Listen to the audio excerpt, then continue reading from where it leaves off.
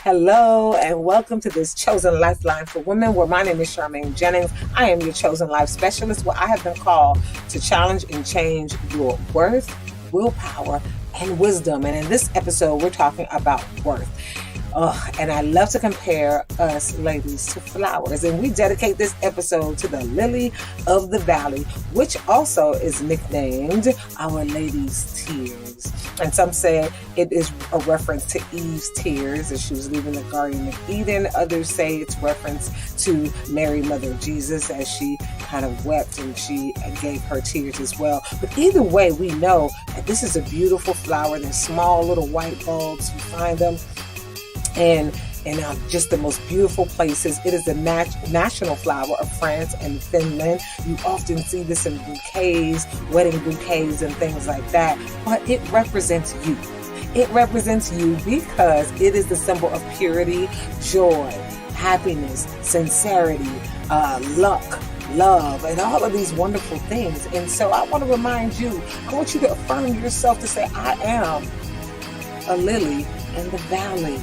I represent purity, joy, love, sincerity, happiness, and luck. And we often talk about valleys. Valleys are low places. We all experience those moments where we don't feel our best. We might feel like we are in a challenging place of sadness or pain. We're in a valley, right? And we talk about the mountain being, out of that valley. You're in a higher place. You can see the sunshine. You can see, miles and miles out. The mountaintop seems to be the ideal place where we want to be. And a valley is a lower place, right? However, there's beauty in that valley. There can be beauty in our pain. And I want to remind you that you are the symbolism of beauty. And there's 3 things I want to leave you with today.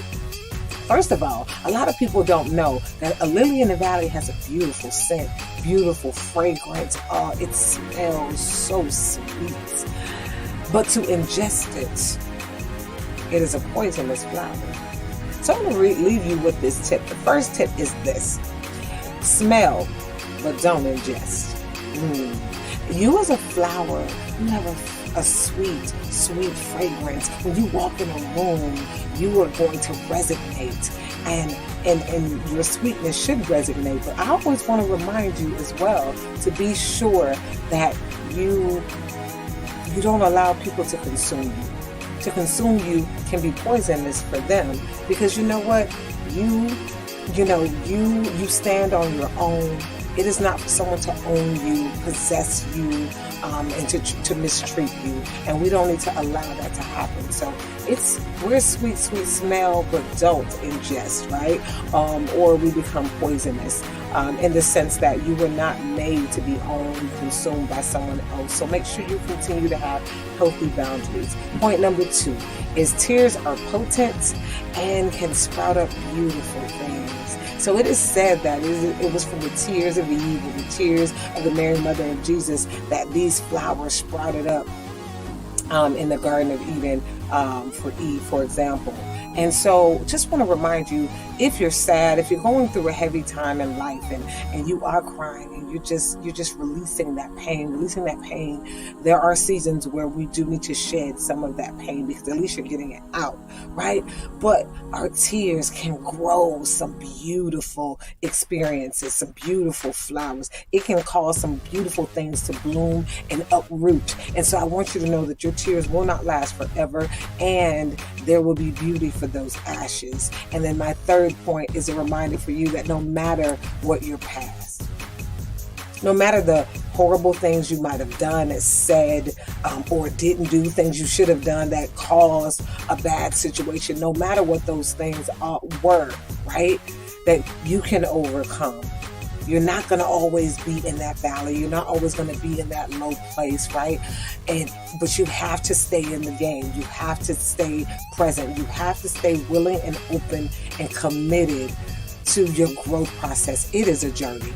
It is a journey. People sometimes see me, they see this image of me, but you don't know all of the things that I've gone through and how I have, my Lord and Savior has helped me to overcome. So I just want to encourage you, those 3 tips about the lily of the valley. You are that. You are sincere. You are pure. There's joy that exists in you, love, sincerity, and all of these wonderful things. So when you see the lily of the valley, I want you to think of yourself small but sweet fragrance, but people need to make sure that they're not trying to consume you and trying to ingest you.